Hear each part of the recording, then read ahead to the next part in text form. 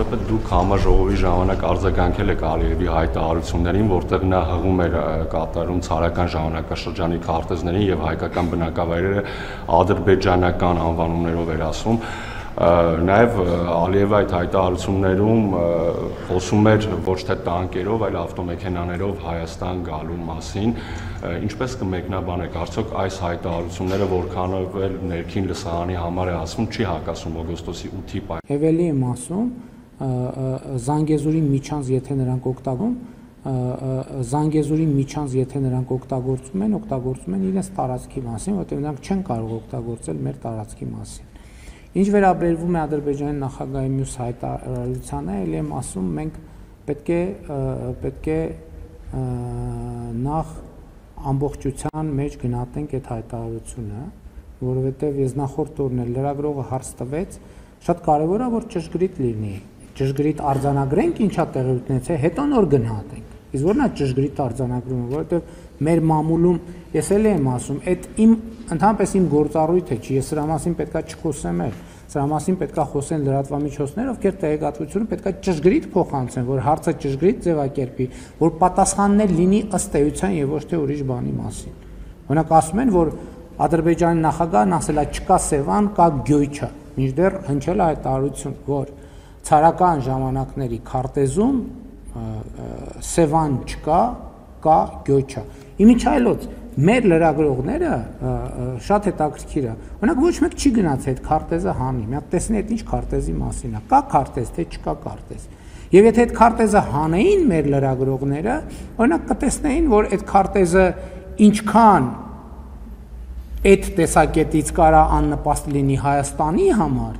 երկու այնքան կարա աննպաստ լինի ցանկության դեպքում Ադրբեջանի համար, որտեղ օրինակ կարա պարզվի այդ քարտեզի վրա Հայաստան կա, վայ ներողություն, իսկ Ադրբեջան չկա։ Իսկ դա ոնց մեկնաբանենք։ Ես դրա համար եմ ասում, այդ անօգուտ գործողությունը, ել չեմ ասում, եթե ցարական քարտեզներով գնանք եւ ինչու՞ միայն ցարական, դրանից առաջ սուլթանական, դրանից առաջ շահական, դրանից առաջ խանական, դրանից առաջ խալիֆայական, այդ քարտեզներում ոչ Հայաստան կա, այսինքն Հայաստան կա, ոչ Հայաստանի Հանրապետություն կա, ոչ էլ Ադրբեջանի Հանրապետություն։ Այդ հղվող քարտեզին ասում եմ շատ պարզ գրած է Հայաստան, Հայաստանի տեղում այսօրվա, Ադրբեջանի տեղում Ադրբեջան գրած չի։ Եվ ինչի համար։ Շատ լավ, բայց ես համարում եմ, որ դա անիմաստ թեմա է եւ անիմաստ քննարկումները առավել եւս 2025 թվականի օգոստոսի 8-ից հետո։ Էլ չեմ ասում այդ քարտեզները հրապարակված են։ Այդ քարտեզները հրապարակված են, այն որ դուք այն նյութերը ուղարկեք ինձ, ես էլ այդ քարտեզ կուղարկեմ ձեզ, չնայած 5 րոպե փնտրելով կարող եք այդ քարտեզ գտնել։ Այսինքն որ այդ քարտեզի վրա Հայաստան գրած, Ադրբեջան գրած չի, ինչ է նշանակում դա։ Դա ինչ քաղաքական հետևության է բերում։ Բայց եմ ասում, խալիֆայության շրջանում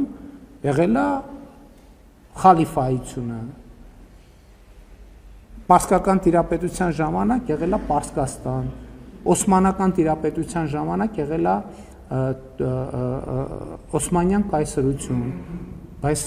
իմ ելույթում ասում էի, պարզ օրինակ էի բերում, որ չբարդացնեն։ Կամ այն ժամանակաշրջանը, որ Վանաձորի անունը եղել է Կիրովական, իսկ բանի Գանջայի անունը եղել է Կիրովաբադ, ի՞նչ է դա նշանակում։ Եղել է, չէ՞։ Ինչ է դա նշանակում։ Դրանից հետևությունը ի՞նչ է։ Ինձ ընդհանրապես հետաքրքիր չի դա, որովհետև կա 2025 թվականի օգոստոսի 8-ին ստորագրված եւ նախաստորագրված փաստաթղթերը եւ կա 2024 թվականի սեպտեմբերի երկու երկրների սահմանազատման հանձնաժողովների կանոնակարգը։ Այսինքն հիմա անկնել պատմական բանավեճերի ես էսա գրած եւ այդ բոլոր անունները ով ասել, որ այդ անուններն ադրբեջանական են։ Այդ անունները թուրքական են, պարսկական են, արաբական են, մոնղոլական են։ Ես դրա համար նաեւ բանի զանգ բառի օրինակը բերեցի։ Ով ասել, որ դրանք ադրբեջանական են։ Թուրքական են, պարսկական են, արաբական են, մոնղոլական են, տեղ-տեղ էլ կլինեն ռուսական։ Եվ ինչ։ բայց ի՞նչ է դա փոխում։ Ոչ մի բան էլ չի փոխում։ Ինչ վերաբերվում է գնալ գալուն, խաղաղությունը նրա մասին է, որ Հայաստանից մարդիկ կարող են գնալ ավտոմեքենայով,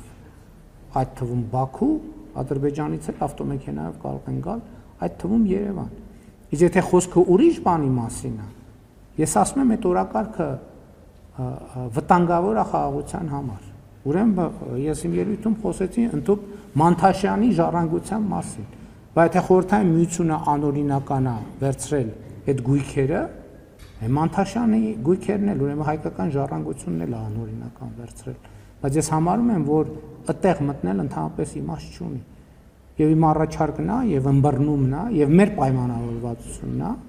եւ 2025 թվականի օգոստոսի 8-ի